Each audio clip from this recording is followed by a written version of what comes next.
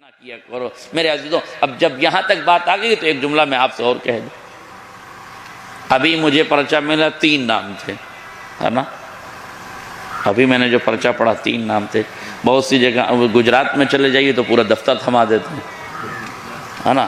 اور ایک جگہ میں ایک علاقے میں مجلس پڑھنے کے لیے گیا، وہاں جمعۃ الوداع میں مجلس تھی، قبلہ شفیع صاحب، جمعۃ الوداع میں مجلس تھی۔ ہر آدمی تبرک کی تھیلی لے کر آیا، ایک پرچہ لے کر آیا، مولانا سے کو پرچہ دیا، مولانا نے پرچہ پڑھا، سورہ فاتحہ پڑھا، اور اس کے بعد وہ تبرک تقسیم ہونے لگا۔ دوسرے صاحب آئے، انہوں نے بھی پرچہ دیا، تھیلی کھولی اور تبرک تقسیم۔ پھر مولانا نے سورہ حمد کی دعوت دی، لوگوں کو پڑھیے، پھر لوگوں نے پڑھا، یہاں تک کہ تقریباً ماسٹر صاحب 7 لوگوں کا 7 پرچیاں تھیں، جس میں میکسیمم 10 نام تو رہے ہی ہوں گے، یعنی 70 آدمی کو سورہ فاتحہ پڑھوائی گئی 7 مرتبہ۔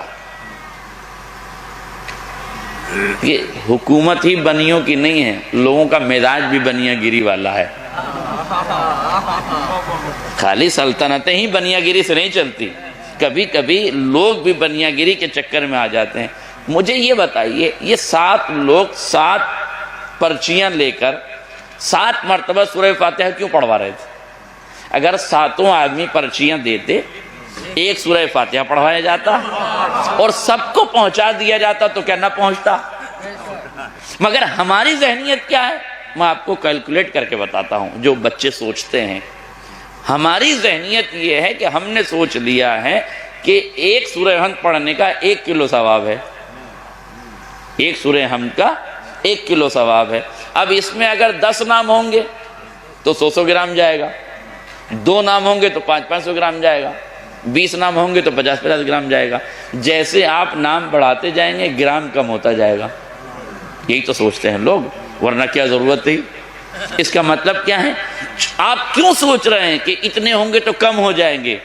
مجبوری یہ ہے کہ ہم نے اس بات پر غور نہیں کیا کہ ثواب کسی دکان سے نہیں ملنا ہے، ثواب کسی ادارے سے نہیں ملنا ہے، کسی عالم سے نہیں ملنا ہے، کسی بنیا سے ثواب نہیں ملنا ہے، ثواب ملنا ہے خالق سے، ثواب دینا ہے مالک کو۔ جس خزانے میں کمی ہوتی ہے وہ مخلوق کا خزانہ ہے، جس خزانے میں کبھی کمی نہیں ہوتی وہ خالق کا خزانہ ہے۔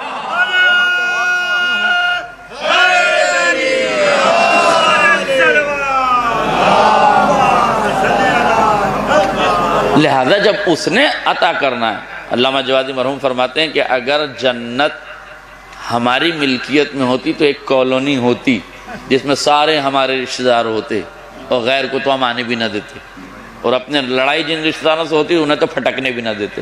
اس لیے خالق نے جنت کی ضمانت بھی ان کے ہاتھوں میں دیا ہے جو چہرہ دیکھ کے سخاوت نہیں کرتے تھے، جو چہرہ دیکھ کے سخاوت نہیں کرتے تھے، ایسے افراد کے ہاتھ جنت دی گئی، انہیں مالکان جنت بنایا گیا ہے۔ میرے عزیزوں غور فرمائیے، جب یہاں تک بات آ گئی تو میں ایک جملہ آپ کے سامنے اور کہہ دوں۔ دیکھیں ایصال ثواب کے بہت سے طریقے ہیں، ایصال ثواب کے بہت سے طریقے ہیں۔ آپ نے نماز پڑھی مرحوم کے لیے، وہ بھی ایصال ثواب ہے۔ آپ نے مرحوم کی جانب سے روزہ رکھا، وہ بھی ایصال ثواب ہے۔ آپ نے مرحوم کی جانب سے صدقہ و خیرات کیا، یہ بھی ایصال ثواب ہے۔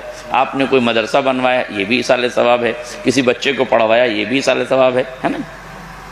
تلاوت قرآن کی بزم آراستہ کیا آپ نے، یہ بھی ایصال ثواب، اور مجلس عزا منعقد کی، یہ بھی ایصال ثواب۔ میں کسی میں تقابلی جائزہ نہیں لے رہا ہوں، مگر فکری طور سے ایک گوشے کی طرف آپ کو متوجہ کرنا چاہتا ہوں، توجہ کیجیے گا۔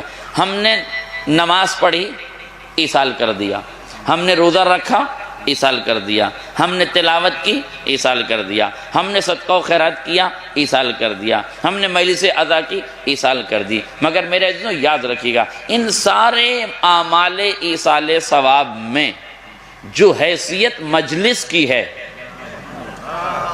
وہ کسی دوسرے عمل کی نہیں ہے۔ میں ان عمل کو کم نہیں کہہ رہا ہوں، میں اس عمل کی حیثیت کے اعتبار سے گفتگو کر رہا ہوں، اس لیے کہ کوئی عمل آپ کیجئے، کہیں کوئی روایت نہیں ملتی کہ معصوم نے فرمایا ہو تم مرحوم کے لیے مصلی عبادت بچھاؤ، ہم تمہارے ساتھ کھڑے ہو کے نماز پڑھیں گے۔ تم روزہ رکھو ہم تمہارے ساتھ روزہ رکھیں گے، تم بزم تلاوت قرآن سجاؤ ہم تمہارے ساتھ آ کے قرات کریں گے، تم صدقہ و خیرات دو، خزانوں کے دہانے کھول دو ہم تمہارے ساتھ مل کے خزانہ دیں گے، تم سارے اعمال کرو اپنی جگہ ہے، مگر مجلس حسین کے لیے فرمایا تم مجلس عزا بچھاؤ فرش عزا کا، ہم آ جائیں گے، جس میں آل محمد کے آنے کی ضمانت ہے وہ مجلس ایصال ثواب ہے۔